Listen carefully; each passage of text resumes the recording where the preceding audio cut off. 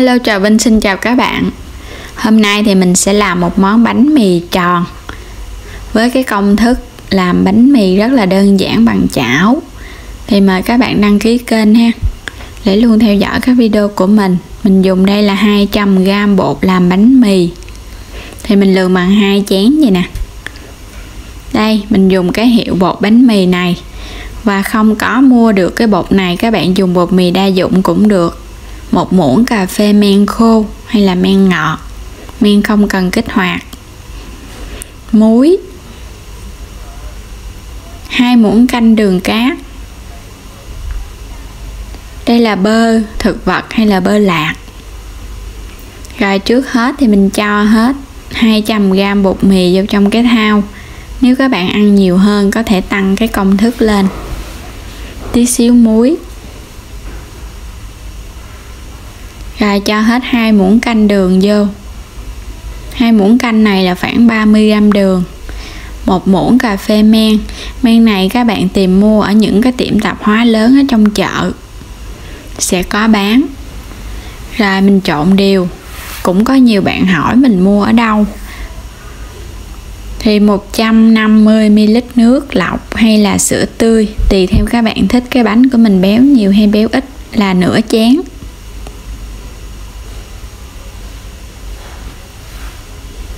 Rồi mình sẽ trộn đều.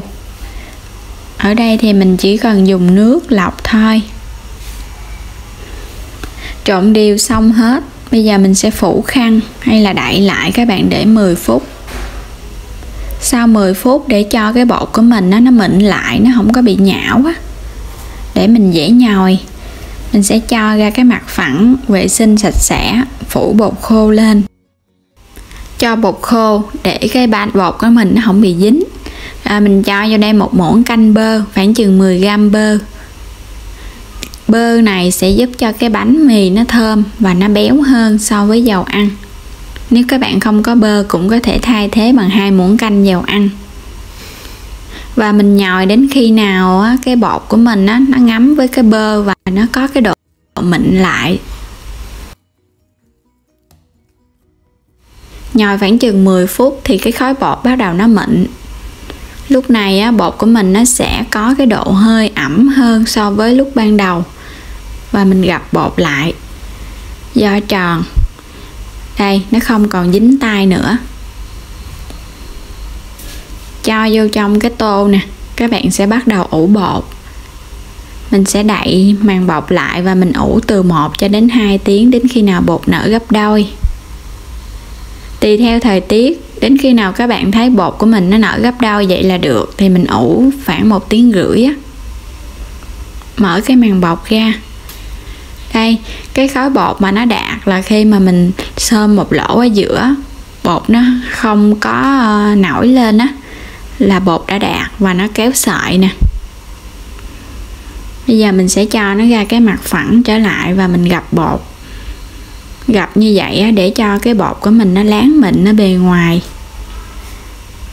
Và các bạn đập xuống vậy á, để cho cái bột của mình nó ngon ha. Dàn nó mỏng ra thì mình sẽ chia làm 4 cái bánh thôi với 200g bột.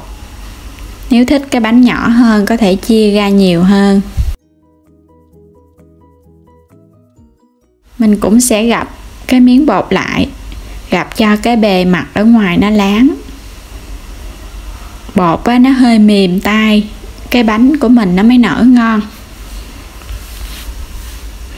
Rồi mình do cho nó tròn lại vậy là được rồi ha. Cho nó vô cái miếng giấy nướng hoặc là cái miếng lót nướng vậy nè. Tiếp tục mình sẽ làm tiếp những cái cục bột còn lại. Xong hết thì mình cho nó vô cái chảo luôn. Và mình để ở trong chảo. Mình sẽ ủ tiếp 1 tiếng nữa.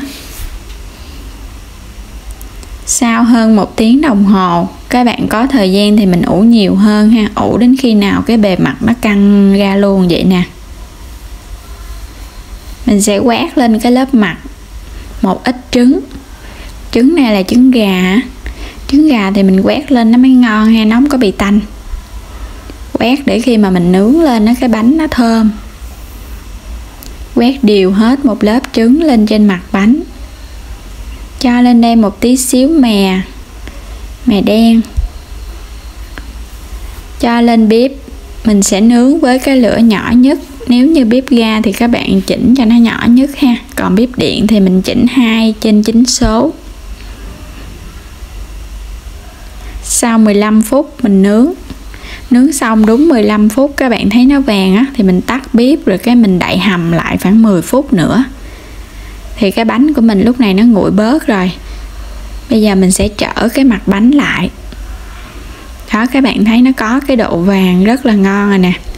Mình sẽ trở cái mặt bánh lại. Mình đậy hầm thêm 10 phút. Tắt bếp là để cho cái bánh nó chín ngon á. Trở mặt lại và mình bật bếp lên mình nướng tiếp. Nướng khoảng chừng 10 phút nữa là vừa ha. Mình xem coi nó vàng chưa. Rồi cái bề mặt nó vàng ngon vậy là được rồi. Bây giờ các bạn sẽ dởm lên hết luôn rồi mình tắt bếp ha. Mình cho bánh ra.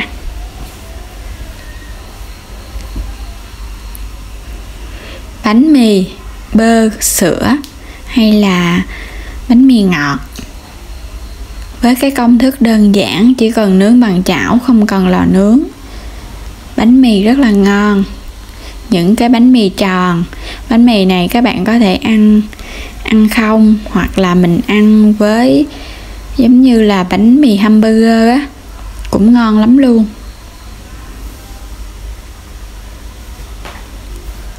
Đây, cái bánh á, các bạn pha bột nó càng mềm thì cái bánh nó càng xốp ngon ha.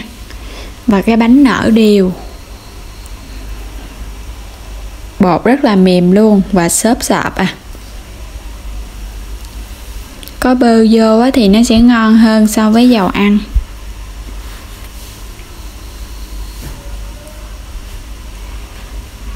Bánh mì ăn vô nó có cái độ ngọt nhẹ nhẹ và thơm mùi bơ. Cho 2 muỗng canh đường vô là mình thấy cái bánh mì nó ngon á. Nó có cái độ ngọt giống như mình ăn bánh mì ngọt vậy đó. Nhưng mà nó không có quá ngọt nhiều. Chỉ ngọt vừa vừa thôi. Ăn ngon lắm luôn. Các bạn có thể ăn với xúc xích cũng ngon nữa.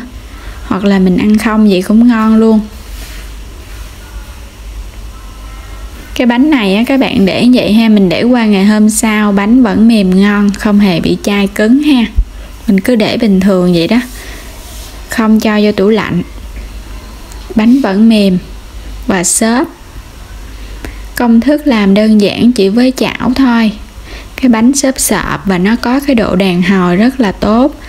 Và cảm ơn các bạn đã luôn theo dõi các video của mình. Đừng quên like và chia sẻ các video, đăng ký kênh ủng hộ mình nữa nha. Xin chào, hẹn gặp lại các bạn video tiếp theo.